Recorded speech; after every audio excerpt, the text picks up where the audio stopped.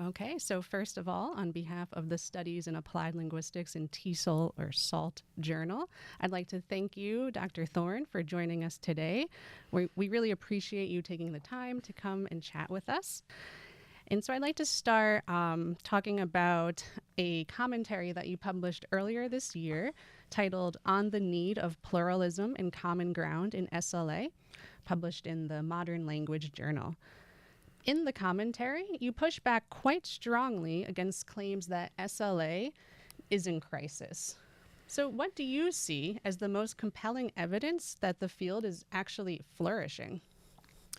Well, not in crisis and flourishing are perhaps differentiated assessments.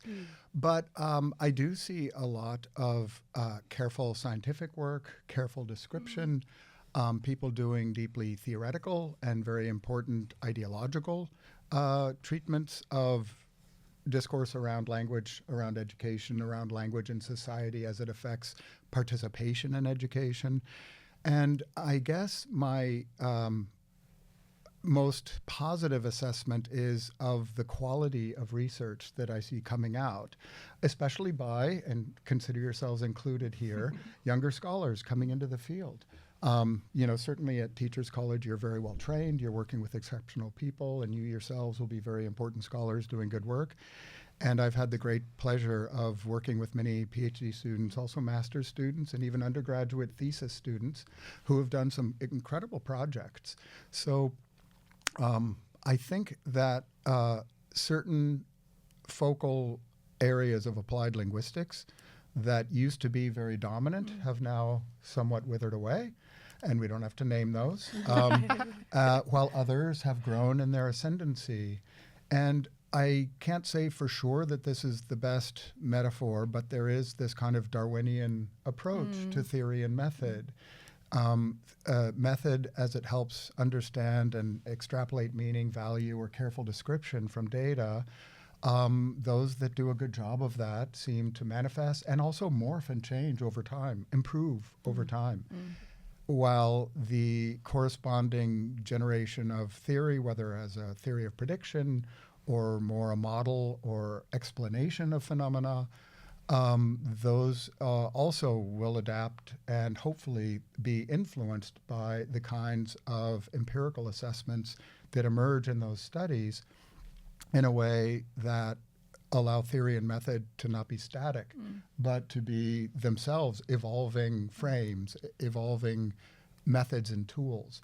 So I just think that the field is currently quite heterogeneous, with people even positing different, certainly epistemologies for what frames their work and what makes good work, and also even the underlying ontology, the real essence of what is it that that we're trying to get at and understand. And there are even some people who would disagree about essential dynamics in how learning occurs, or the role of gene versus environment, which is one of the oldest binaries in the social sciences, for that matter, about what makes a person a person. Is it biological maturation, or is it ingrowing from the outside, like a sociocultural Vygotskian theoretical frame? Which, interestingly, as an aside, as Jim Lantoff has reminded me many times, and we've thought about this together, sociocultural theory is not a theory of the social or the cultural. It's a theory of individual development as a function or manifestation or expression of cultural and material environments. And I am inspired by some of the work I see. And I don't want to leave anyone out, so I won't name names, but I think there is a lot of really good work. And for sure, that gives me hope that the field, we are not a consolidated field. We don't have a unified principle of SLA, for example, which was called for in the piece that you mentioned. We were responding to a response or a critique of the special issue of the Modern Language Journal, which maybe we'll talk about in a subsequent question, I'm not sure. So our defense was, since we don't know definitively how and why human language learning happens the way it does, nor do we fully understand the ways to optimize pedagogically engineering conditions for efficient, effective, durative learning. We need to continue experimentation and creativity and innovation, both at the level of theory and method and at the level of practical and concrete intervention. And until those issues are resolved, I don't see any strong need to cull theories or reduce the heterogeneous options available. So that would be, I guess, my response to that question. Yeah, thank you so much. And also going along with this commentary, it seems within that commentary you really emphasize convergence without erasing differences or difference. So how do you foster genuine dialogue across perspectives while still maintaining different theoretical stances? That is an excellent question. It's extraordinarily difficult to do, having been one of the 17 authors in the Modern Language Journal 2025 special issue, nicknamed the Synergies issue.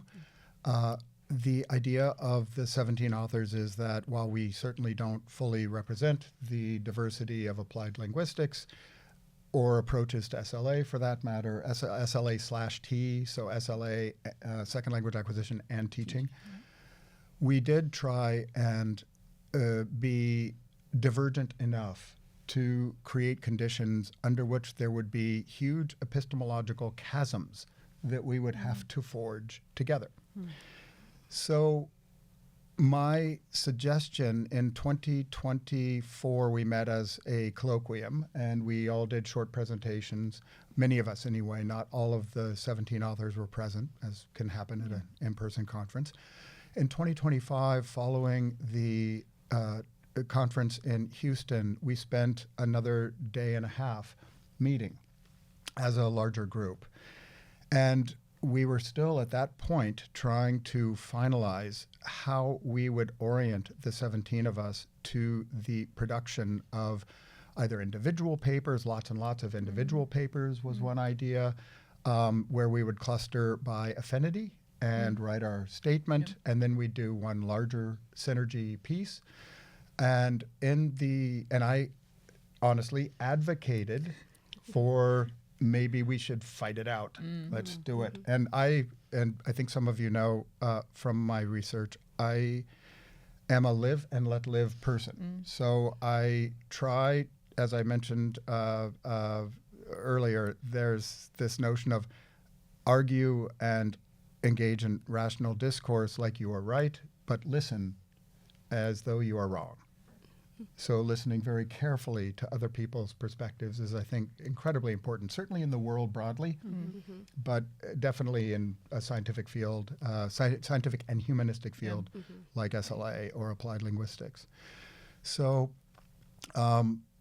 what we decided, so I was voted down that we should do that. And that has been done. Jan Holstein in 2014 had a special issue, bridging the cognitive and the social. And then there was the Douglas Fir Group publication, I believe, in 2017, where relatively aligned but somewhat disparate authors produced kind of a meta statement about the field, the micro, meso, macro dynamics, and how we need different approaches to get at different levels of granularity regarding issues that would affect, influence, or serve as context for developmental trajectories, et cetera, et cetera. So we didn't want to redo all of that. There didn't seem to be an obvious point. So we were clustered by the editors of the special issue, Dwight Atkinson and Mariah Michelle in particular, into dissimilar groups. And we did think about having more of an inter-perspective discussion, but that has been done quite a bit in the field, as I mentioned. So what we ended up doing was within, I think it was initially it was 3,000 words, then it was cut down to 2,000 words per perspective. And we had to define what it is we do. So we had a UG person on our team. We had an ISLA duo in our group, and then there was John Hellerman and myself, and we then had to kind of say what it is we thought was most critically important about second language acquisition, particularly as it related to teaching within our frame. And then we needed to produce a synergy statement. So this is not about do we agree or disagree about UG versus usage-based approaches to understanding second language acquisition, or emergentism versus genetic hardwiring. Any of those sorts of discussions were decidedly off the table. And the special issue thematic was not how we disagreed, but where we could find common ground. So the nice part of the structure was we each had these 2,000-word blocks where we could articulate what we thought was most relevant based on our own research and histories as educators. And subsequently, we had to figure out how our findings and our approaches could map common ground related to more teaching and educational issues, which I think is fully possible. So there's something that is very common now, team science. So you might have a really good quantitative analyst working with someone who does, some sort of micro-interactional analysis, whether discourse analysis or ethnomethodological conversation analysis or some other method, Dwight Atkinson's sociocognitive approach. And so it's possible to better represent, maybe through a set of mosaic tiles that themselves are individual contributions, but from a distance form a coherent image. And that was our intention with these three diverse author teams that each produced 9,000 or 10,000 word articles in that special issue. And then we had a larger group, all 17 authors included, in kind of a summative statement as well. So the thing that I would like to go on record saying about that dynamic is, independent of the use value of the Synergy special issue or our individual papers or the big collective paper, the process of having to argue and reason like you're right and then listen as though maybe you have something to learn was very instructive in terms of inculcating an ethos of humility. That was very profound and quite useful developmentally, certainly for me as an individual analyst, and hopefully also for the end result. But I'm not saying the end result has been criticized by the crisis article that Jim and colleagues wrote as being a bit surface level in terms of some of the synergy suggestions, too high level to be actionable by teachers, which is a fair critique. So, but I will distantiate myself from the product and say that independent of your evaluation of the product, the process for the 17 of us involved was very productive.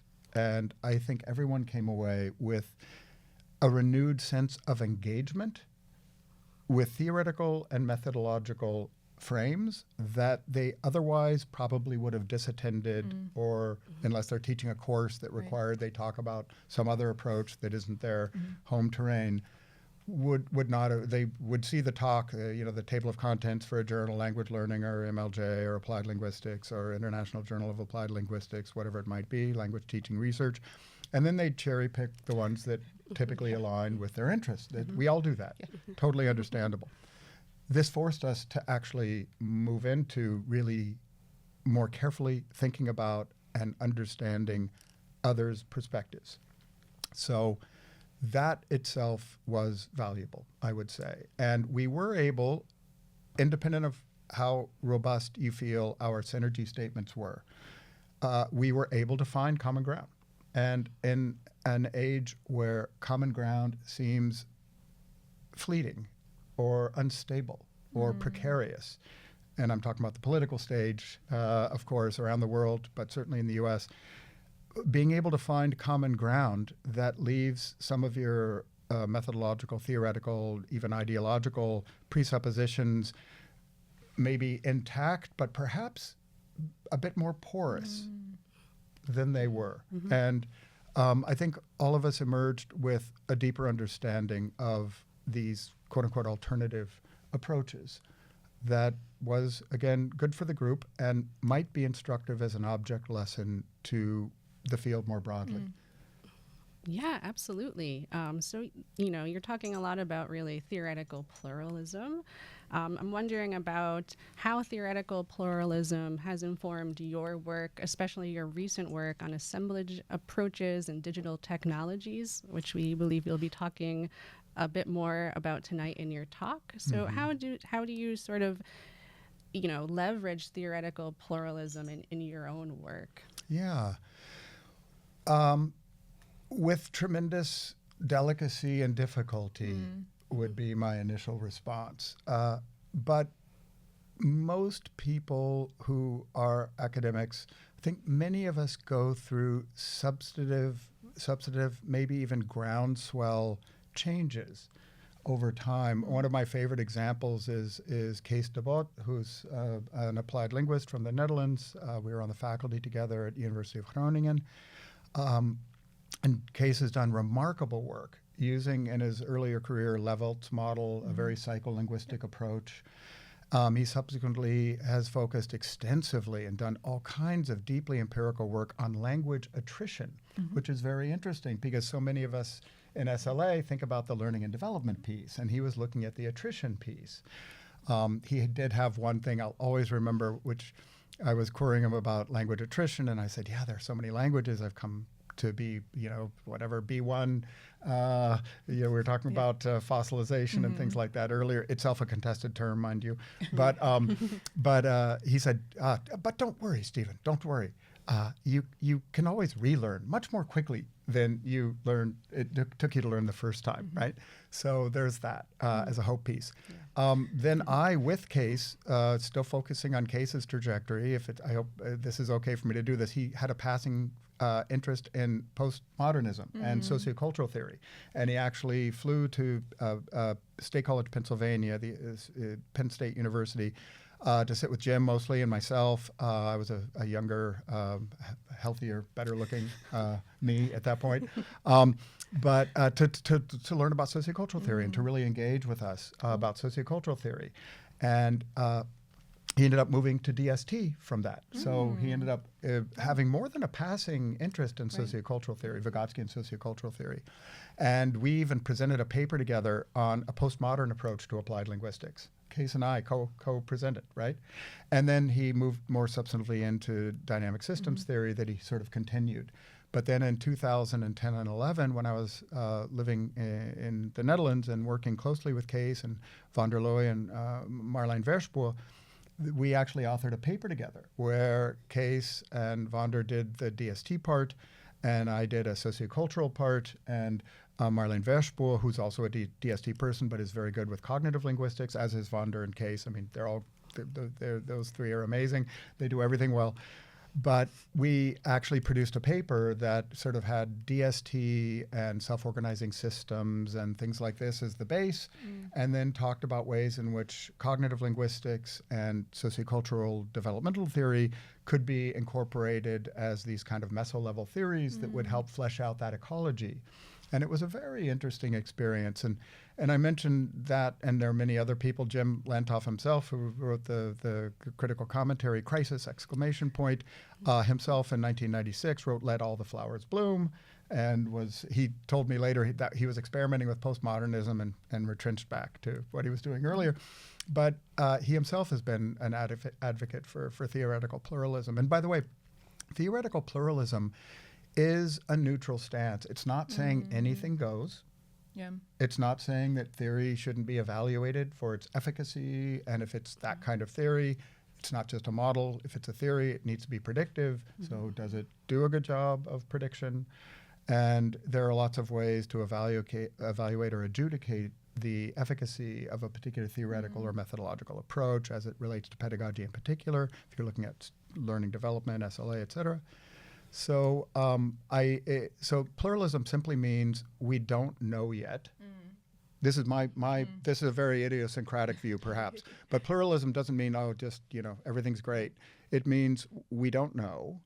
And many scientific discoveries, as we mentioned in the Finding Common Ground response to Lantoff, which was the response to the Synergy special issue, many scientific discoveries have happened because you kind of find something that's interesting that maybe you weren't expecting. And I will say, if I can mention one brief personal story, one of the people that I've learned the most from, sitting across from her during office hours and in graduate seminars, is Jean Lave, the anthropologist who focuses mostly on education, co-authored with Etienne Winger the 1991 book on communities of practice, which is a term I'm sure you're familiar with. And she gave me this great analogy. She says, so the interesting thing about doing deep work is sometimes by analogy, you're walking down a trail and it's sunset and then it becomes dusk and then it gets much darker and you're still not back. And there's something about the focal point of your gaze with human optics that aren't as good at picking up low-level light.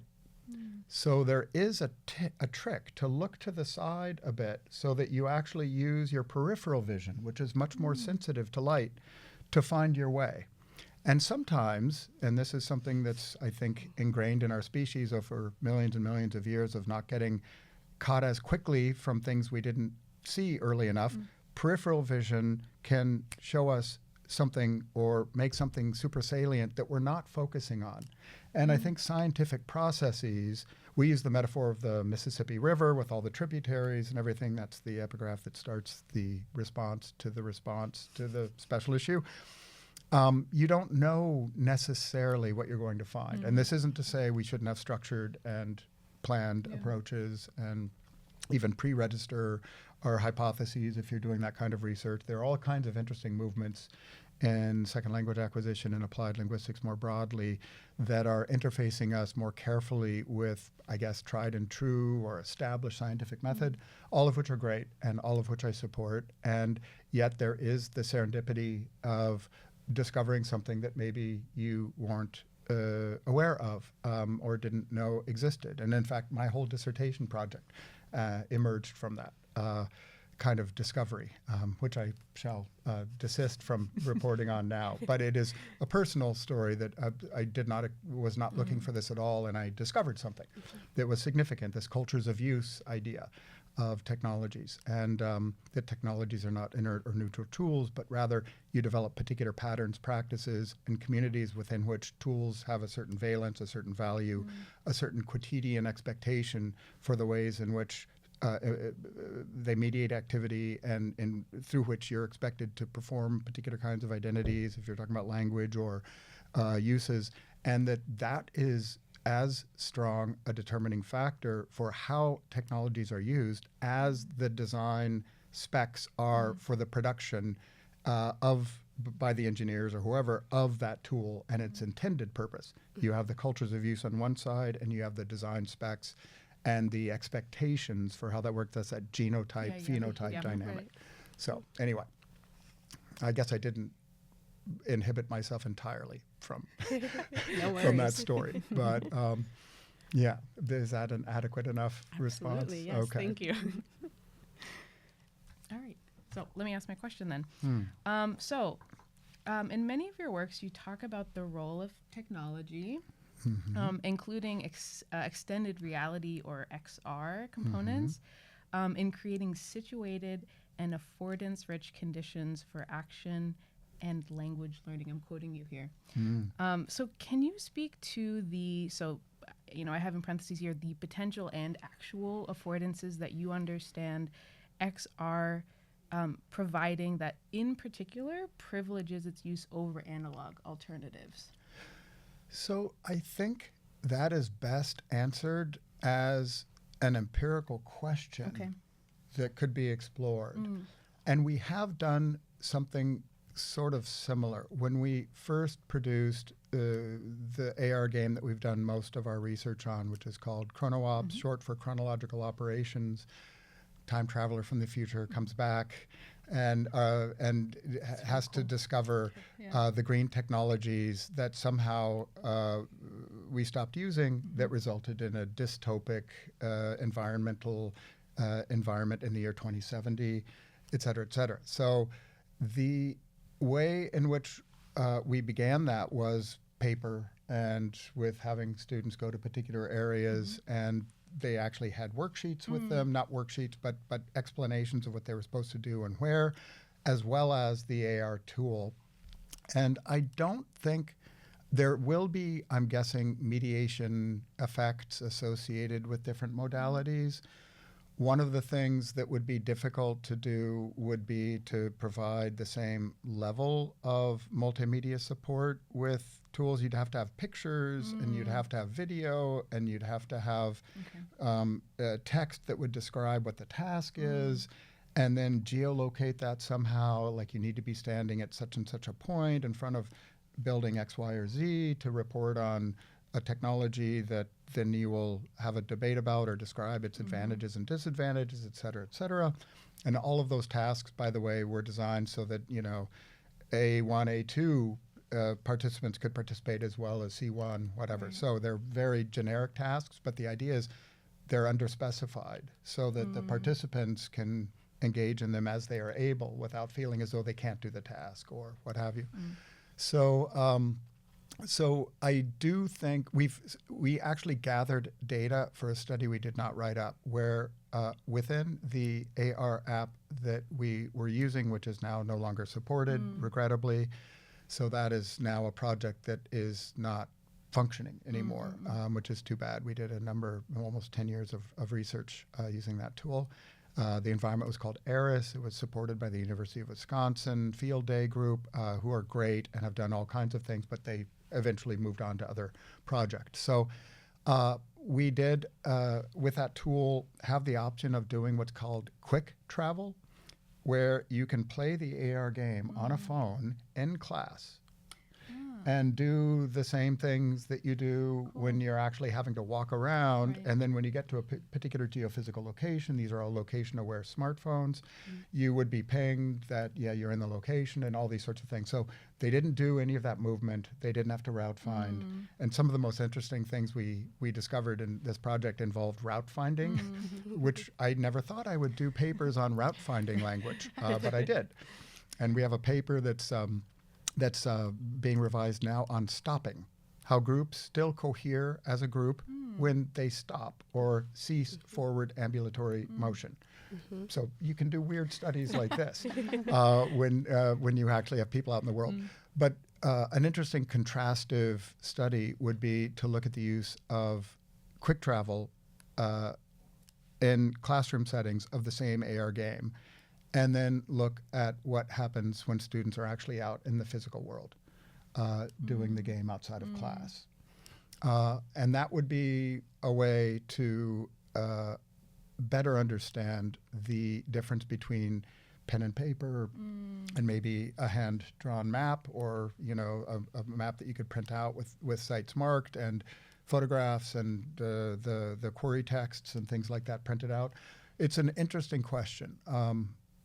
But it is not an answerable question based on my current lack of gathered data or analyzed data in that space. Thank you. Thank you. Well, so I'm going to ask sort of a related question then, let me think about how I want to frame this. So you're talking. So one of the things you talked about is this possibility of actually using this game, though it's sort of designed for. Am I right in characterizing it as being designed for use in the context in which you? Correct. Meaning that you're meant to walk around in the world and it's pointing to things because it uses geolocation. Yes. You can also use it in the classroom. You So can. one of the questions I had actually is sort of about this distance, or this potential distance between the classroom and location. So one of the benefits that you cite actually for the use of mobile AR is how it supports hypercontextualization and allows for learning experiences rooted in particular places. So if the sort of phenotype that you talk about of learning really relies on non-human actants, so how generalizable are materials to other contexts? So is this something that you think about or concerned with at all as you sort of develop materials? So could, for instance, like the chrono ops be used in a classroom sort of across the country? Does it have that same efficacy, maybe not efficacy, but or maybe that's the way of portability to other locations. Is a good. So obviously with the quick travel feature, you could play it independently anywhere. And as designers, we were always doing that to see how we wanted to modify or change the flow or the information or what have you. The interest we have, this notion of hypercontextualization, for example, would, I think, benefit from actually being present in the physical locations where the language is relevant. And there is some psychological research, for example, on memory, that context can matter, and that the lattice work of the visual field, for example, possibly even auditory field, and we have some interesting cases of auditory dimensions to the built environment that precipitated extended discussions among participants. But this idea of hypercontextualization, I would say, encourages us to actually use the game where the game is located for the potential for greatest efficacy. I do think that a template like find 5 green technology sites on your campus or in your community, and then do a walking tour with students where they respond to questions, you could take the same model, but you'd have to reproduce it on site. Right. And as part of our service just to the Portland State University, we actually developed a number of walking tours of campus, talking about architectural buildings, for example, that were significant. There's this one really beautiful building, our library, which has a big sort of a concave cutout, and there's I think it's a golden beech tree, which is a historic tree that they built the building around. Cool. So we talk about all these sorts of things. So, that is obviously interesting to play via quick travel, but it's much more interesting when you can actually be there and see this huge old tree and everything else. So I think that probably for AR in particular, as a subset of XR, the idea of localizing would be potentially relevant. And I will make a pitch for possibly the most developmentally useful for language learning piece to this would be to have students develop their own games. Yeah. What about their communities? Yeah. What about issues like the displacement of certain populations that become gentrified, and looking at the murals that represent the communities that were once there, the historical African American locations in Portland, for example. And there have been some middle school groups that have done some of that history work, and we haven't done this yet, but we've been thinking about trying to partner and to do projects where middle school students could actually talk about their the ways in which their own neighborhoods have transformed over the last 10, 20, 40, 50 years. And the nice thing about AR vis-a-vis traditional print material or analog material is you can be standing in one location and you can actually see historical images from precisely the position that you're standing to see how much the urban environment has changed. And that can give you a sense of history. It can give you a sense of both continuity, but also historical rupture that may have happened in these communities. And sometimes these transformations might be miraculous and positive and good, and sometimes they might be displacive with social consequences that were perhaps intended, depending on how you feel about gentrification and things like that, just to keep to that theme. But yeah, we also have done other projects that relate to the very vibrant mural culture in Portland. So I've had students develop tours of the mural culture in Portland, many of which are political, many of which honor or reflect a historical aspect of the region in which these murals are displayed. And that can also be, I think, a really interesting way to use AR, kind of dovetailing these two questions in a way that would be certainly possible with print materials, but that maybe is somewhat better effectuated with these new digital tools.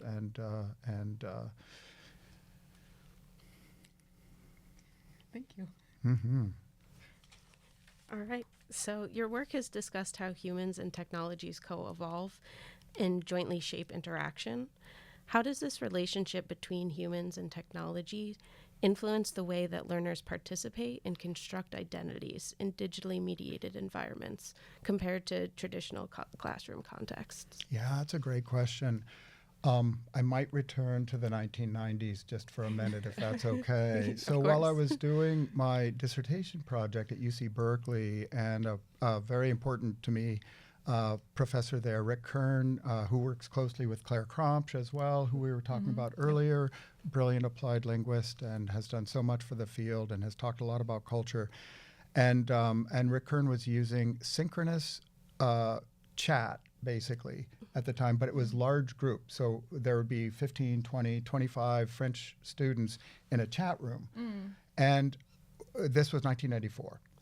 And it was not the expectation at that time that many people had ready home access to the internet, number one.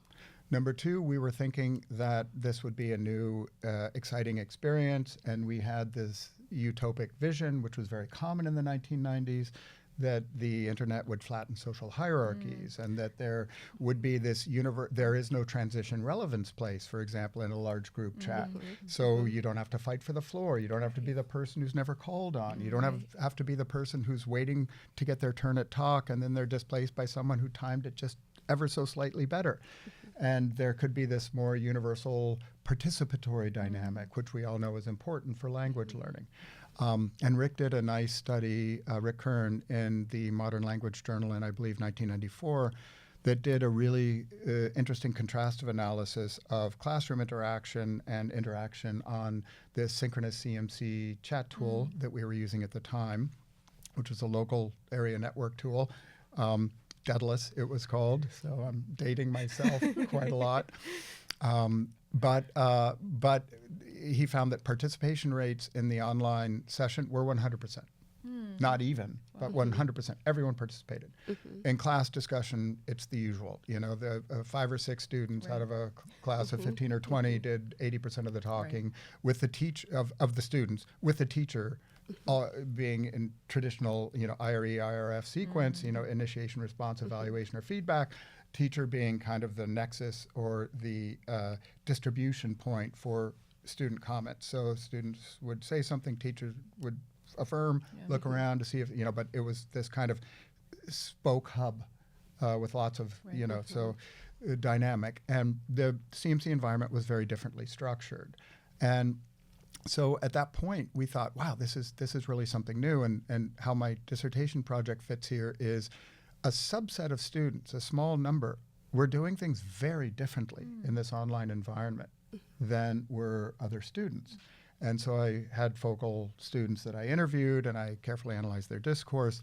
And what I discovered is that 201, they all had very early experience on what we used to call these, electronic bulletin boards and these other experiences where they had online persona and they were already deeply into what became full-fledged internet culture, where they had this pseudonymous identity and had fleshed it out. One called himself the Messiah, for example.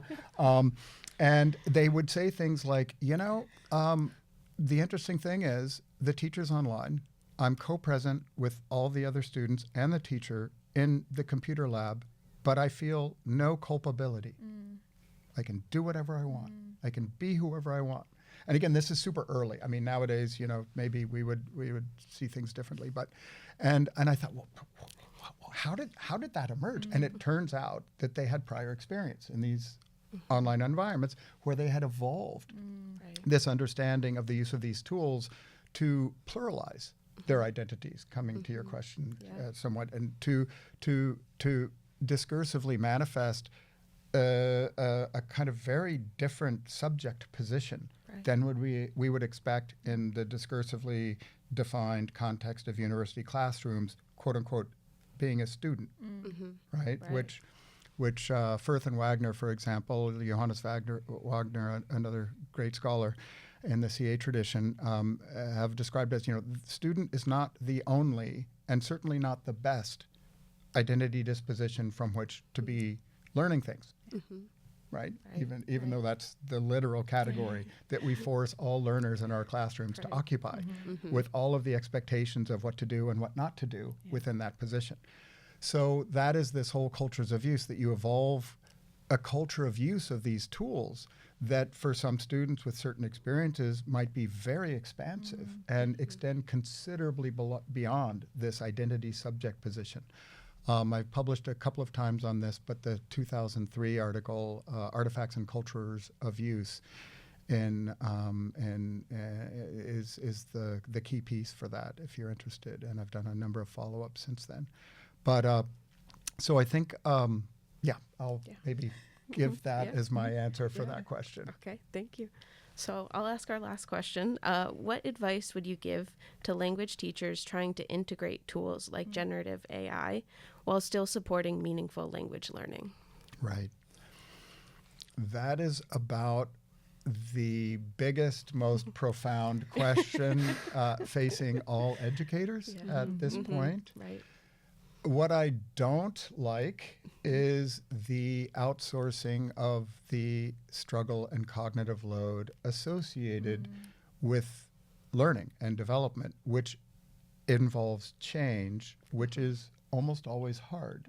Yeah. And it doesn't mean it isn't pleasurable and enjoyable, right? It's not like one of the things that ways in which people talk about things, homework, for example. What about home play?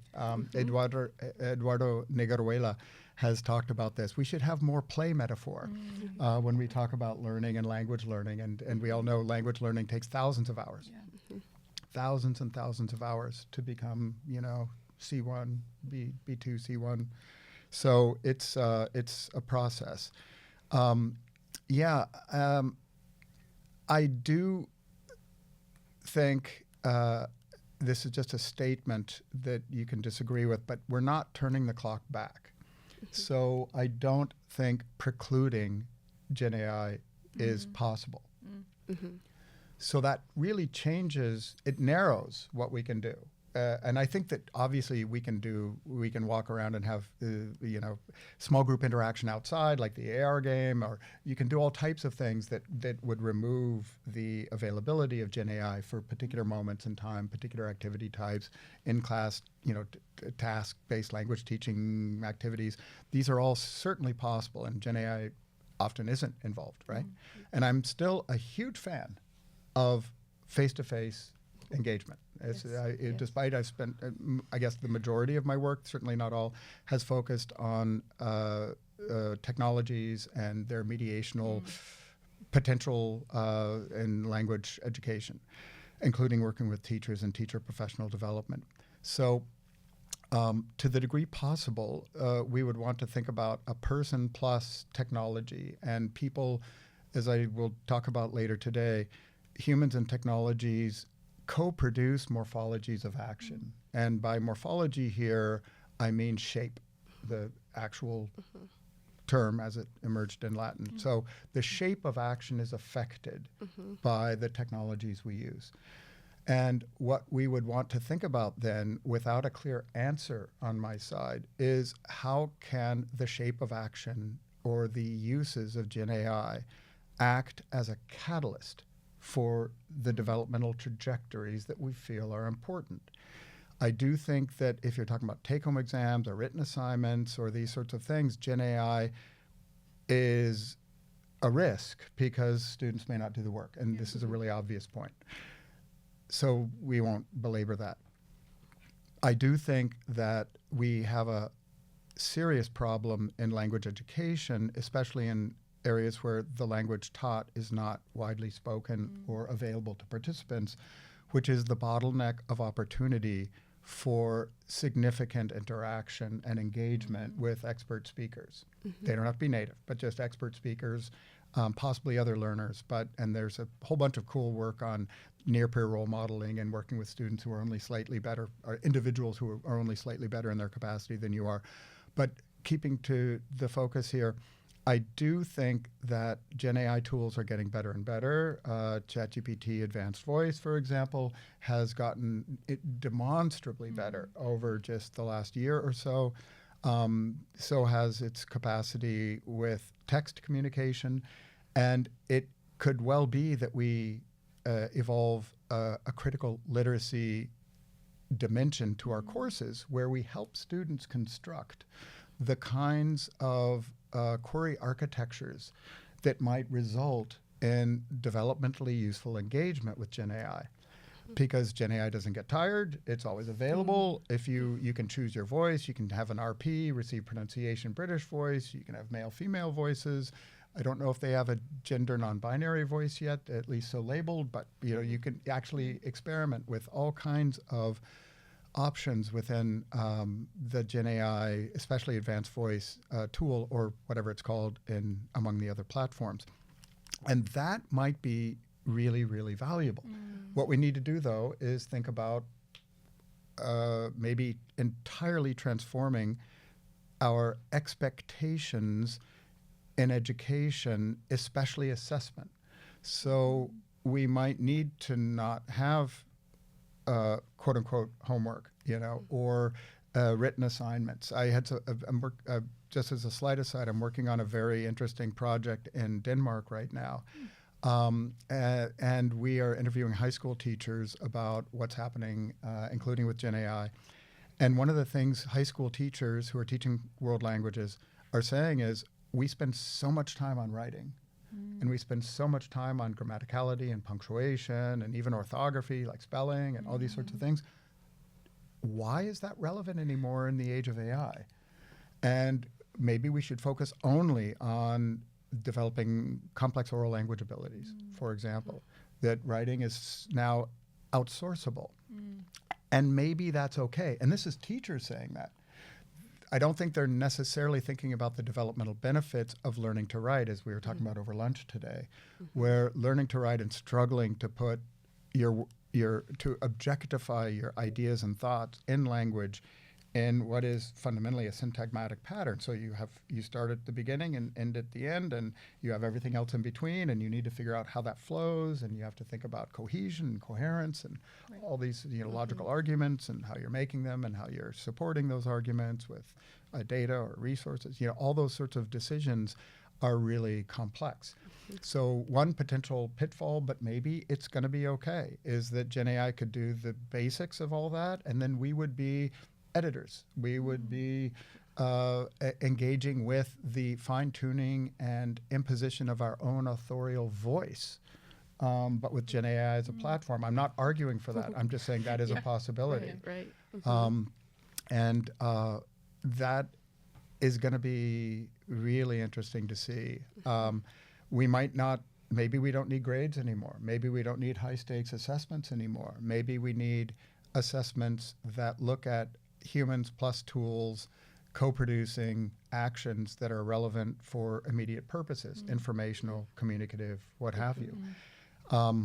But then the major risk in all of that is the over-reliance on external expertise precluding us from internalizing the capacity to do that without external mediation. And then we have this Vygotskian problem where we can be other regulated, which I'll talk about today, with Gen AI doing a bulk or even all of the work in many cases, which I think has extraordinarily limited developmental possibilities for students. But if we do say Gen AI plus humans together is our starting point, how do we ensure some level of self-regulation, internalization of initially external resources, a linguistic repertoire, for example, academic discourse, genre competence, whatever it is that you're focusing on? How do we know that without that tool, a person would be able to effectively engage. And a separate issue is independent of the output, which could be similar. Someone who works for years and years and years, myself, went to college without a computer, as I mentioned, all this. So I can do things without any technology at all if I need to. Others who are coming into this may not be able to do that. We find this with text and information processing in East Asian languages now, where so much digital mediation, where for the writing of Chinese, for example, you don't necessarily know all of the brushstrokes, or I shouldn't even say brushstrokes, but the strokes and their order, which is a very cultural practice historically. Many younger people are not necessarily learning all of that to the same degree. So leaving a handwritten note might be really difficult, right? So you can only really do it with some sort of digital mediation. And so we might actually be not just changing technologies, but changing the competencies that we are developing. And maybe that's okay. And maybe that's something we really need to think about. In that sense, it's an excellent question. I think we are at an existential moment where we're trying to understand knowledge and its assessment. And the traditional system is not particularly well attuned with these newer, very powerful Gen AI tools and the now seemingly ubiquitous everyday uses of these by all kinds of people doing all kinds of things. And I'll say one other thing as an addendum. As Gen AI tools are producing so much language, and subsequent LLMs, large language models, will incorporate Gen AI produced text as the baseline that informs what it intends to do in the future. We have to begin thinking about what the target language is that our students will be learning and exposed to and seeing as standard. Because my understanding currently anyway is while there's some genre slippage and things like that, there is very little variation in the kinds of varieties of world Englishes, for example, that are represented by most Gen AI tools. And then we have a process of elimination through obfuscation or erasure of those as viable, meaningful linguistic repertoires that our students would be exposed to and would be developing. And just like indigenous languages or languages that are endangered around the world, maybe it's okay that languages don't move forward with speaking populations. I personally am very invested to a flush ecology being better than an anemic monocrop ecology. And I do have concerns about the ways in which Gen AI tools that are now feeding back on themselves in the development of new LLM models, producing a monocrop of linguistic of a linguistic variety that is not self-similar in all cases, but is certainly much narrower than would have been produced by humans. And I don't know what that means for us, for what is our target for end of second year French, or you know, a B1 in language X, Y, Z, and what variety of language will inform that, and what's being left out, erased, etc. I think AI tools could potentially either accelerate or create a mismatch between what it is we might feel we want to do and what actually happens, which is a problem I do not know how to address. That gives us a lot to think about, though. Yeah. Thank you so much again, Dr. Thorne, for taking the time to speak with us today. It's been really fascinating, and we appreciate you taking the time to answer our questions. And we really look forward to hearing your lecture tonight. So thank you. Thank you all for the excellent questions and great discussion. Thank you.